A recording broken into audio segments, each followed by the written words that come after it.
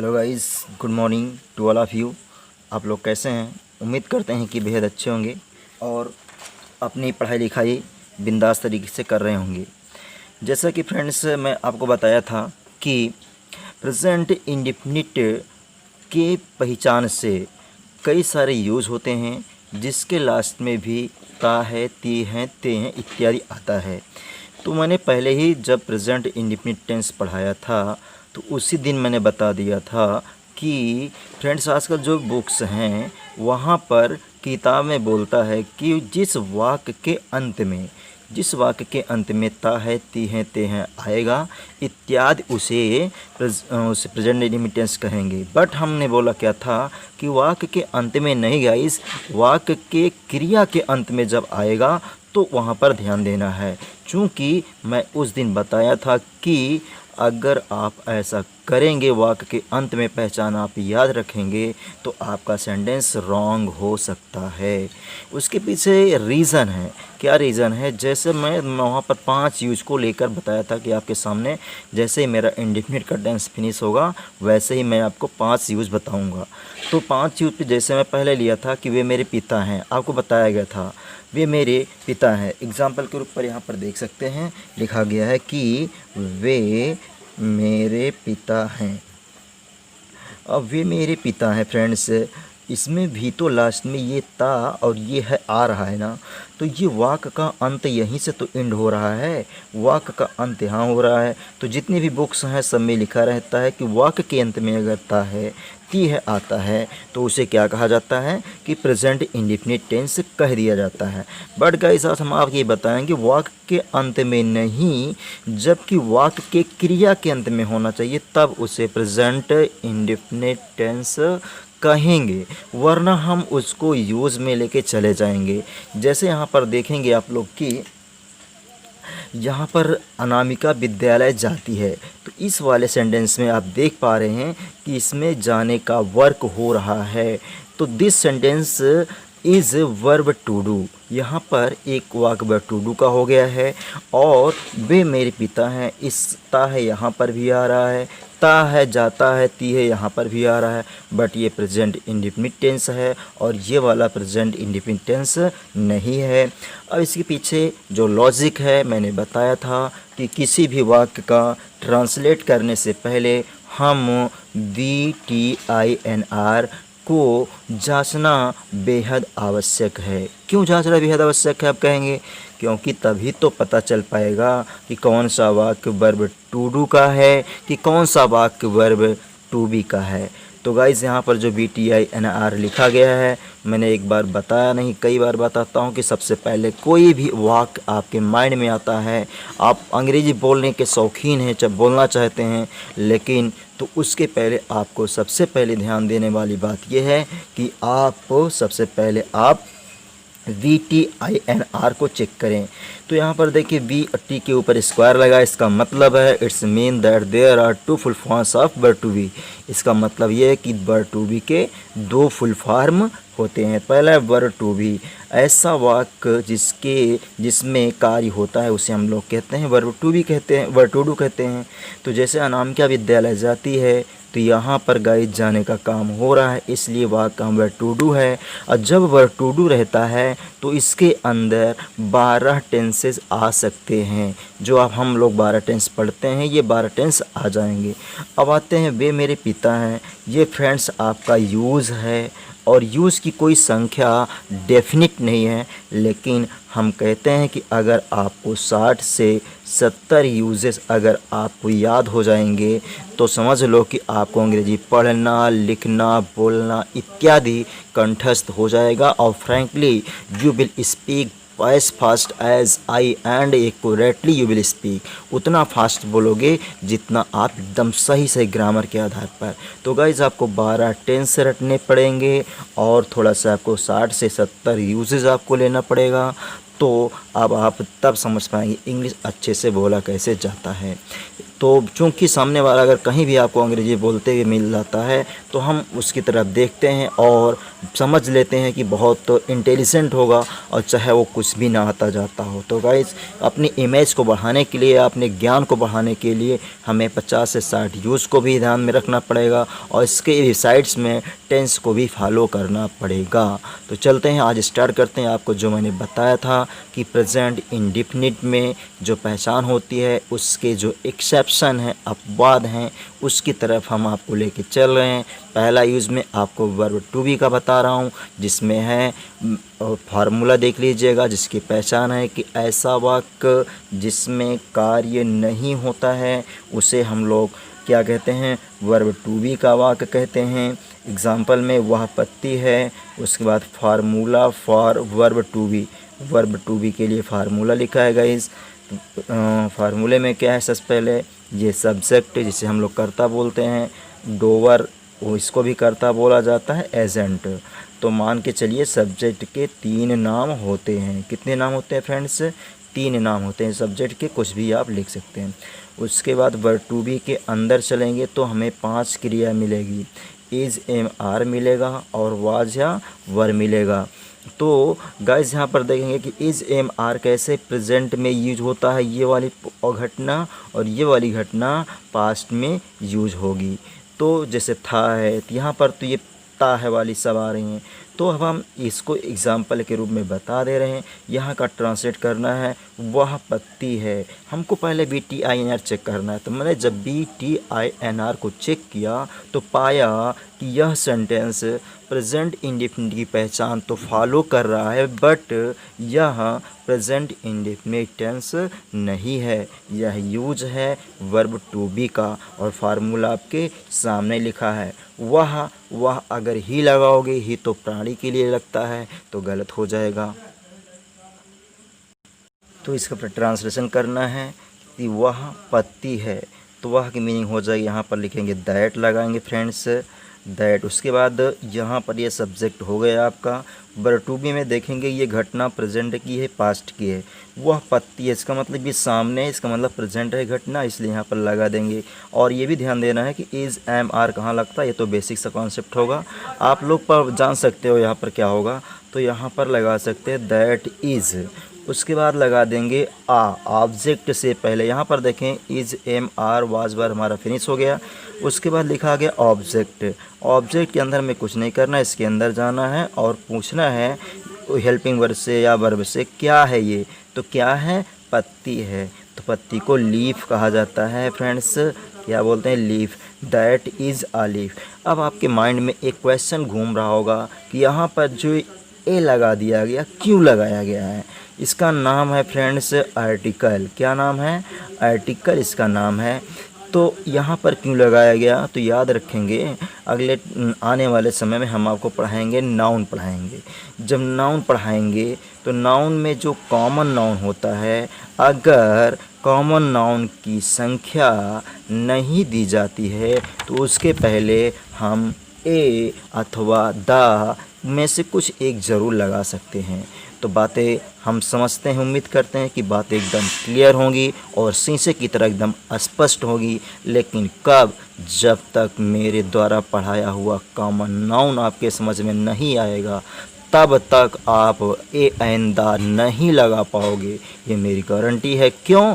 क्योंकि बच्चा रूल होते हैं 70-80 नियम हैं आर्टिकल्स के लेकर के। तो मैं विधिवत पढ़ाऊँगा, अभी फ़िलहाल जो पढ़ा रहा हूँ उसको देखो, फिर आगे जो होगा बाद में देखना। तो ये हुआ दैट इज़ अ लीफ। अब ये हो गया वे मेरे पिता हैं। तो वे के यहाँ पर देखिए, हिंदी में क्या होता है फ्रेंड्स, से सम्मान दिया जाता है, लेकिन इंग्लिश में कोई सम्मान वाली शब्द नहीं रहता। यहाँ पर हम लगा देंगे ही, हालांकि बहुवचन में है ही। ये भी घटना है प्रेजेंट की है, तो इज लगा देंगे। ही इज हो गया। उसके बाद ऑब्जेक्ट में पहुँचे, हमने पूछा क्या है, तो उत्तर मिला पिता। तो he is my father. Guys ये तो फ्रेंड्स इसका नेगेटिव कैसे बनेगा? देखिए यहाँ पर नेगेटिव बनाने के लिए रूल आपको नॉट यहाँ पर दिया हुआ है। अगर सेंटेंस कोई आ जाए नेगेटिव बनाने के लिए, तो आप लोग क्या करेंगे? तो नेगेटिव बनाने में सबसे पहले आप ध्यान दीजिएगा क्या करना है। तो आप जिसे लिख लीजिएगा कि और मैं सब एग्जांपल प्रेजेंट इंडेफिनिट पर आधारित दे रहा हूँ। जैसे यह जांत है, आप लोग जांत नहीं जानते होंगे। जांत का मतलब पहले पुराने समय में जांत जिससे आटा बनाया जाता था गेहूँ से, ओ तो ये जांत है। अब लास्ट में यहाँ पर भी तो ता है और ये है, तो ये गाइस प्रेजेंट इंडेफिनिट नहीं हुआ है और इसको नेगेटिव बनाना है तो यह जांत यहाँ पर लिख देंगे नहीं है। तो यहाँ पर हो जाएगा सामने है तो दिस लगा लेंगे, फिर इज लगा लेंगे, उसके बाद नॉट, उसके बाद एन यहाँ पर अभी जो मैंने बताया एन ऑयट मिल मीन्स होता है जांत। अब यहाँ पर देख लेंगे, ये हो गया ट्रांसलेशन।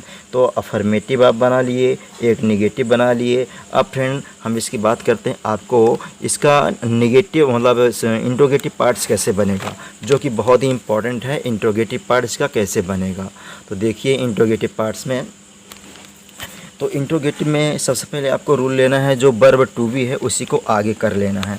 तो वर्ब टू बी में तो यहाँ पर देखिएगा वर्ब टू बी कैसे लिखा जाएगा। आप अभी ध्यान दिए हैं कि इसके अंदर 5 क्रिया है वर्ब टू बी। गाइस अब इसके बाद हम नहीं लिख रहे हैं इसके अंदर क्या क्या है, आप देख लीजिएगा। उसके बाद वर्ब टू बी हो जाएगा, जो डोवा था सब्जेक्ट इधर चलाया, उसके बाद नॉट अपने स्थान पर रहेगा, प्लस ऑब्जेक्ट के अंदर भी जो 3 वर्ड्स बताएंगे आप लोग याद कर लें। उसके बाद ये अदर, लास्ट में क्वेश्चन मार्क रह जाए। ये है हमारा सिंगल इंट्रोगेटिव। सिंगल, अगर हमारा पिछला वीडियो आप लोगों ने देखा होगा तो उसमें मैं बताया हूँ कि सिंगल इंट्रोगेटिव 3 प्रकार से बनाया जाता है। 3 प्रकार कौन कौन से है फ्रेंड्स, आप लोग को याद दिलाना चाहता हूँ। पहली होती है front position, front position, front position, जिसको हिंदी में कहा जाएगा अग्र स्थिति, अग्र स्थिति। और दूसरा होता है guys mid position, mid position. उसके बाद इसको बोलते हैं मध्य स्थिति, मध्य स्थिति बोलते हैं गाइज। और तीसरा जो होता है हमारा, वो तीसरा है इंड पोजीशन। कौन सा guys, end position, end position. और इंड पोजीशन का मतलब हुआ अंतिम स्थिति, अंतिम स्थिति। तो आप लोगों ने अभी तक किताबों में सिर्फ एक ही प्रकार का जानते होंगे सिंगल इंट्रोगेटिव, लेकिन मैं आपको 3 प्रकार से बता रहा हूँ अंतिम स्थिति कैसी होती है। तो फ्रंट का मतलब जो आगे आ जाए क्या, बीच का मतलब यहाँ पर क्या प्लस संज्ञा होना ज़रूरी है, ये हो गया। और उसके बाद ये लास्ट में रहेगा क्या, यस स्टाइल में। तो ये यहाँ पर फ्रेंड्स, यहाँ पर 3 स्टाइल हुआ, तीनों को हम आप लोगों को बता रहे हैं, जिसका उपयोग स्पोकन में बेहद आवश्यक है। जैसे आपने किसी से पूछा क्या आप डॉक्टर हैं, डॉक्टर के हिंदी चिकित्सक, क्या आप चिकित्सक हैं, चिकित्सक। तो अब यहाँ पर देखिए ये स्टार्टिंग में आ रहा है तो इसको कहा जाएगा फ्रंट पोजीशन। कौन सा गाइज, फ्रंट पोजीशन है। तो अब इसमें आपको वर्ब टू बी में रूल देखना है। वर्ब टू बी में 5 क्रिया बताया गया था, अगर आप लोग अभी भूल रहे हैं तो याद करें, इज, एम, आर, वाज और वर। और इसमें बांटा हुआ है, ये प्रेजेंट में है कि पास्ट में, तो गाइस प्रेजेंट में है। तो आप लोग ले लेंगे आप, आपका मतलब बहुवचन है, सिंगुलर प्लस सब बताया गया आपको, मेरे पिछले वीडियो में जाकर देखिए, एक एक पॉइंट आपको बताया गया है। तो यहाँ पर सबसे पहले हम लेंगे आर, आर हो गया। उसके बाद क्या लेंगे, सब्जेक्ट में यू, आर यू। उसके बाद फिर आगे बात ऑब्जेक्ट की, अभी बताया था कि ऑब्जेक्ट के पहले ए एन द में से कोई ना कोई आपको अवश्य लगाना है, कब, जब उसकी संख्या ना दी गई हो तब। तो क्या डॉक्टर की संख्या यहाँ पर दी गई है, नहीं दी गई है, तो यहाँ पर आर यू और डॉक्टर, आर यू डॉक्टर लगाएंगे और क्वेश्चन मार्क लगा देंगे। तो गाइज ये हो गए फ्रंट पोजीशन। अब आपको बताते हैं मिड पोजीशन कैसे हैं। तो जैसे वहाँ पर देख लिया जाए, रमेश 20 में हम ले रहे हैं एक एग्जाम्पल को, रमेश क्या, अब यहाँ पर रमेश क्या, यहाँ पर छात्र है, रमेश क्या छात्र है। अब यहाँ पर देखिए बीच में आगे कंडीशन क्या शब्द बीच में आ गया। तो गाइस इसको वाट से नहीं बनाना है, तो हमें उत्तर देखना है कि यस या नो में उत्तर दिया जा सकता है कि नहीं दिया जा सकता। दिया जा सकता है, हमें एक छात्र है, इसका उत्तर दिया जा सकता है, तो इसका मतलब यही पोजीशन बनेगी। तो यहाँ पर लाएंगे फर्स्ट ऑफ ऑल इसको लाएंगे, उसके बाद सब्जेक्ट में लेंगे क्या, रमेश, इज रमेश। उसके बाद ऑब्जेक्ट में पुनः, अब यहाँ पर ऑब्जेक्ट क्या है, छात्र, और यहाँ पर भी आर लगाना पड़ेगा बार बार, स्टूडेंट, और कुछ नहीं है क्वेश्चन मार्क। तो गाइस ये हो गई मिड पोजीशन। एक एग्जांपल लेते हैं। आई होप आपको समझ में आ रहा होगा बात। अगर आपको बातें नहीं समझ में आए तो कमेंट करिएगा, कमेंट आप लोगों के लिए ही होता है। तो अगला जो एंड पोजीशन में, जैसे हम यहाँ पर देखें कि आपका भाई अभियंता है क्या, अभियंता है क्या। अब यहाँ पर देखें लास्ट में क्या आ गया, तो ये भी पोजीशन वहीं से बनेगा, भले ही लास्ट में ये बातें हैं, लेकिन आप देखें यहाँ पर ऐसे ही बनेगा। तो देखिए इसमें कह रहे हैं कि आपका भाई अभियंता है क्या। तो अब देखेंगे फ्रेंड यहाँ पर, तो यहाँ पर योर लग जाएगा, आर सॉरी इज से बनेगा, is your brother, is your brother. और अभियंता को अंग्रेजी में क्या कहते हैं, इंजीनियर। तो इंजीनियर वॉवेल है इसलिए एन से होगा, एन इंजीनियर लगा देंगे, और कोई प्रॉब्लम होगी तो कमेंट करिएगा। तो गाइस ये रहा मेरा सिंगल इंट्रोगेटिव किसका, वर्ब टू बी का। अगर इसी को हम डबल इंट्रोगेटिव लेके चलते हैं, कैसे फ्रेंड्स, डबल इंट्रोगेटिव। अगर डबल इंट्रोगेटिव, चूँकि अगर हमको एक एक पार्ट्स के बारे में पता नहीं होगा तो ना तो हम अंग्रेजी बोल पाएंगे, ना तो लिख पाएंगे, ना तो समझ पाएंगे। इसके लिए जो है डबल इंट्रोगेटिव, जिसे कहा जाता है WH फैमिली के नाम से भी जाना जाता है। तो डबल इंट्रोगेटिव में गया होगा गाइज, इसमें हम आपको बताएं हैं कि जो रूल आपका यहाँ पर वर्ब टू बी है उसी को सेम टू सेम उतार देंगे। हाँ, डबल इंट्रोगेटिव होता क्या है, जिसका उत्तर यस या नो में ना दिया जा सके, यस या नो में ना दिया जा सके, तो उसे हम क्या कहेंगे, ना दिया जा सके, उसे कहा जाएगा डबल इंट्रोगेटिव सेंटेंस। तो वर्ब टू बी हम यहाँ पर ले रहे हैं, प्लस यहाँ पर सब्जेक्ट को भी कॉपी कर ले रहे हैं। उसके बाद नॉट आता है उसको भी कॉपी कर लिया, वहाँ पर ऑब्जेक्ट उतार लिया, उसके बाद अदर उतार लिए हैं इसमें। और इसके पहले हम लगा देंगे WH, जो 15 हम 15 शब्दों को पढ़ाते हैं, WH 15 हो गया। अब इसी 15 से हम क्वेश्चन पूछना है। अब पूछने दे सकते हैं वह मज़दूर क्यों है। तो अब यहाँ पर देखिए, आप वाक्य में कोई काम नहीं हो रहा है, वह मज़दूर क्यों है। अब यहाँ पर सबसे पहले मैंने बताया कि BTINR आपको चेक ही करना है, वह मज़दूर क्यों है। तो क्या बताइए गाइस, इसमें कोई काम हो रहा है, नहीं हो रहा है। तो आप सबसे पहले इसको पिकअप करें, वाई से लेकर आएँ यहाँ से वाई। उसके बाद वर्ब टू बी में देखें इज आपको मिल जाएगा, इज वाइज ही वहाँ पर। अब ऑब्जेक्ट में क्या है, मज़दूर, मज़दूर को आप पहले लगाएंगे, लेबरर होता है फ्रेंड्स, लेबरर, और क्वेश्चन मार्क लगा देंगे, वह मज़दूर क्यों है। अब यहाँ पर जैसे अब मेरी माँ कितनी दूर है, मेरी माँ कितनी दूर है, मेरी माँ कितनी दूर है, मेरी माँ कितनी दूर है।